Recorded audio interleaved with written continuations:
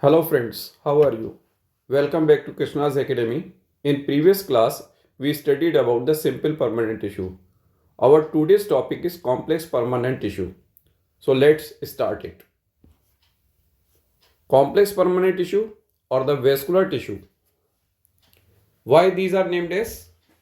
Because it is the group of the different type of the cells which perform a common function.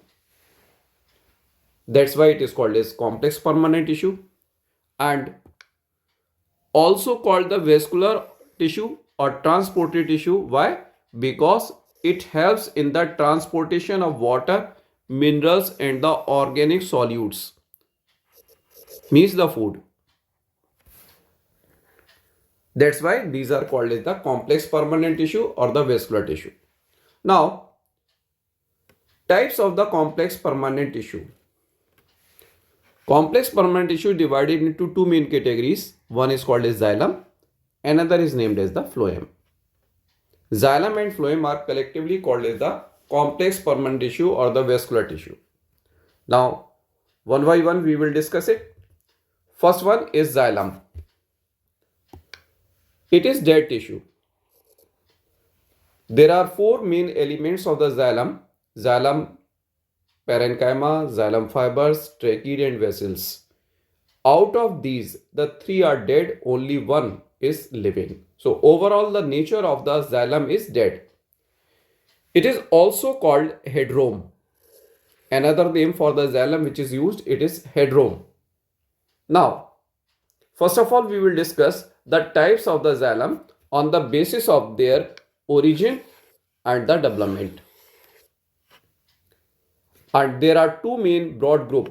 The first one is called as primary xylem and another is named as the secondary xylem. Primary xylem, which is formed during the primary growth of the plant by primary meristem, while the secondary xylem, it is formed during the secondary growth by the primary and the secondary meristem both.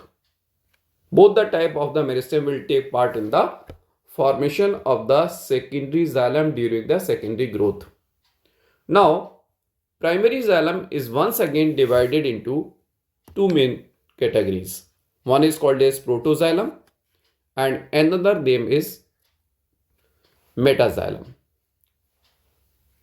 What is protoxylem? It is formed during the early developmental stages. The size is small with narrow lumen. Because in the initial developmental stages, the requirement of plant is very less. So the transportation is not necessary. So in the beginning, the xylem which is formed, it is named as the protoxylem and it is of small size and with narrow lumen. And metaxylem, it is formed during the later developmental stages where the requirements get increased. So the xylem which is formed during this stage of the life, it is of large size and has the broad lumen. In this diagram, the first two one show metaxylem and the lower one show the protoxylem. The size and the size of the lumen is increase or decrease according to the requirement of the plant. But once they are formed, they will not modify. Now, arrangement of the protoxylem, it is the most important part of the anatomy. Xylem show the two different type of the arrangement on the basis of the position of the protoxylem. One condition is called as exarch, another is named as the endarch. When the protoxylem is towards the periphery or centrifugal, in this diagram, this is the protoxylem. It is present towards the periphery, outside. The example is root. This is the TS of the root, which show the position. This is the TS of root. And the growth of the vascular bundle is centripetal. As the plant grows, the size of the vascular bundle is also increased. So the direction of the growth of the vascular bundle in the root where the xylem is exarched, it show the centripetal growth.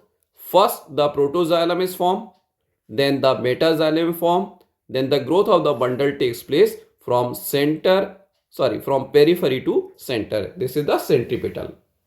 Okay. In the enlarged condition, the protoxylem towards the center, that is centripetal. It is the condition which is present in the stem. In this diagram, the protoxylem is present towards the center and the metaxylem it is present towards the peripheral region. The growth of the vascular bundle becomes inverse as compared to the exarch condition. It becomes centrifugal. The growth from center to periphery. These are the two most important terms, exarch and enlarge, centripetal or the centrifugal. Now, the elements of xylem. Xylem is made up of the four main elements. The first one is called trachete.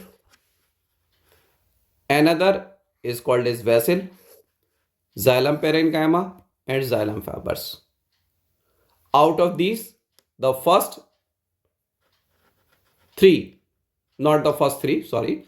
Trachete is dead, vessels is dead, xylem parenchyma is living and xylem fiber is dead. So in this statement, trachete, vessels and the xylem fibers are dead elements while the xylem parenchyma is living. This is also an important question. Okay. In this type of the question, the four options will be given and to detect the odd one out on the basis of the origin, the answer will be the parenchyma, xylem parenchyma. Now we discuss about the structure of the each element of the xylem and their role or the function. The first one is trachete. These are dead cells found in the pteridophytes and gymnosperms. Long tubular cells having the tapering end. Tapering means sharp. Thick and the lignified cell wall. This is the general structure of the trachete. The pits are present on their surface, and in the gymnosperm and the pteridophyte, the pits are bordered pit. In the center, the aperture is present as pit, and this one, outer covering, forms the border. What is the function? It helps in the transport of water and minerals. Technically, it is named as ascent of sap. As you know, the plant absorbs the water and minerals by their roots. In the roots, it will enter in the xylem, and from the xylem, it is transported to the leaves and the other part of the plant. This whole process is called the ascent of sap. Ascent means upward movement and the sap means the solution which is present in the form of the water and minerals. Another function is mechanical support. Mechanical support. It gives the mechanical strength to the plant body where they are present. Now, most important, trachetes are absent in angiosperms. In angiosperm, mainly the vessels are present. Now, the second element is vessels or tracheae. These are also dead cells. These are formed by the fusion of many vessel elements or vessel members. This is the main difference between the tracheates and the vessels. Tracheates are the single cell structure while the vessels are formed by the fusion of many cells or the vessel member. In this diagram, the development of a vessel is shown. In the initial stage, the three cells are given which are called as vessel element.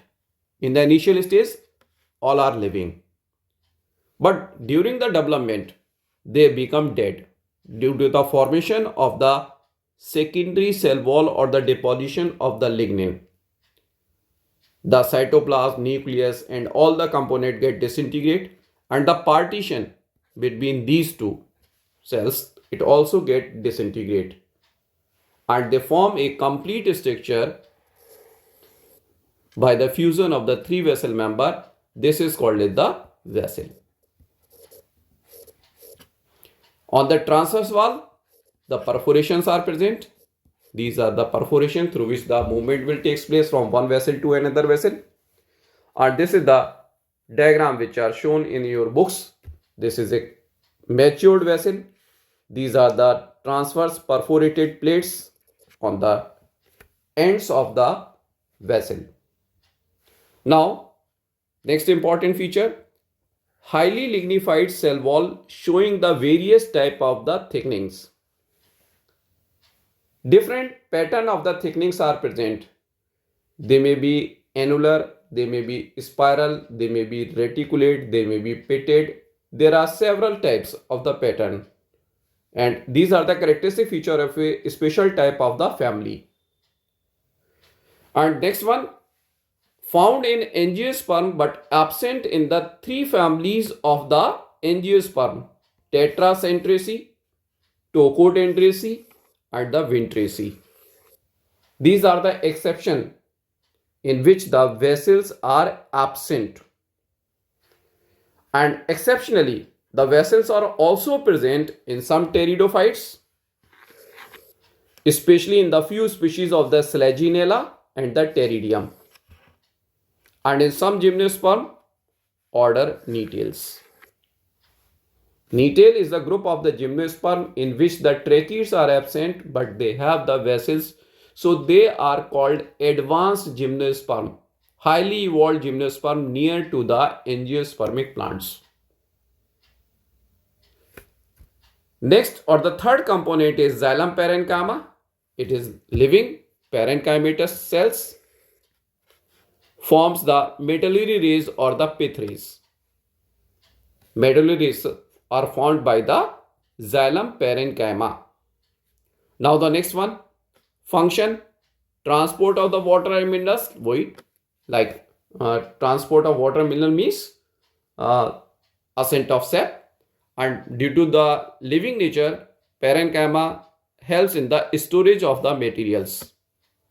Generally, the waste product which are formed during the different metabolic processes, they are stored in the lumen of the xylem, but actually they are stored by the xylem parenchyma. They form the balloon-like structure by the evagination or the invagination in the lumen of the xylem, which are named as the tyloses. Okay. The last element is xylem fiber.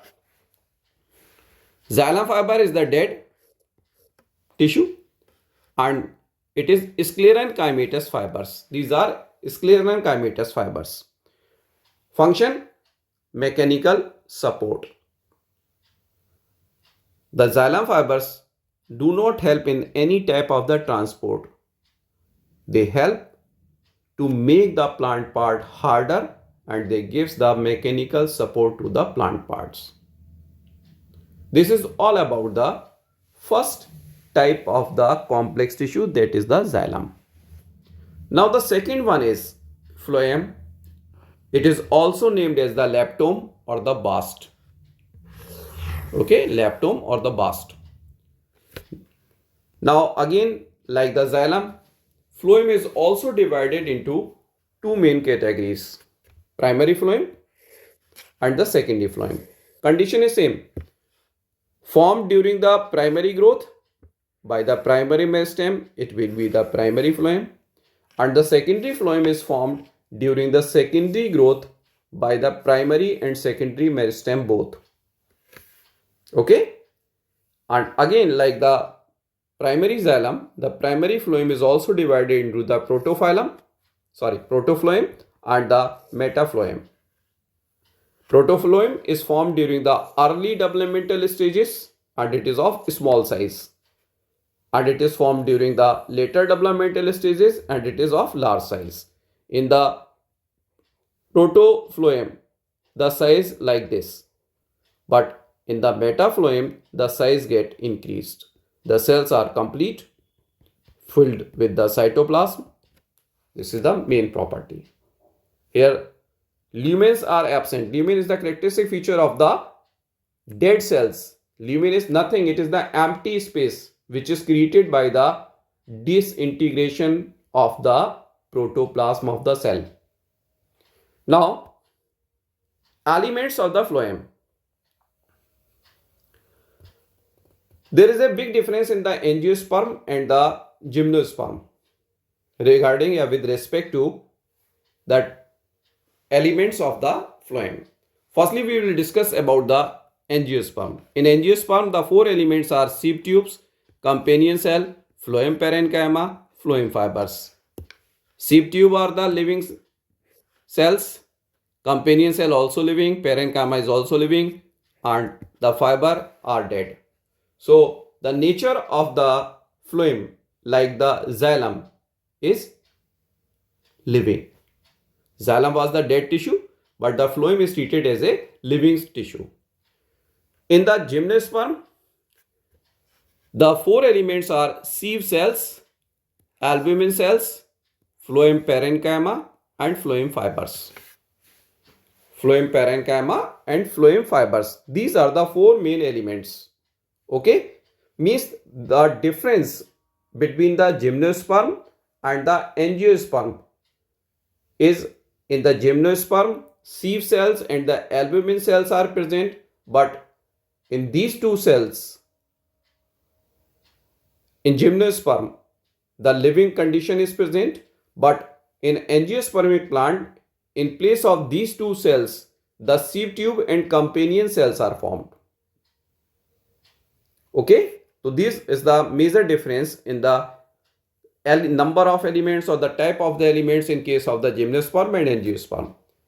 Now, sieve tubes, companion cells, phloem parenchyma are living, but the phloem fibers are dead.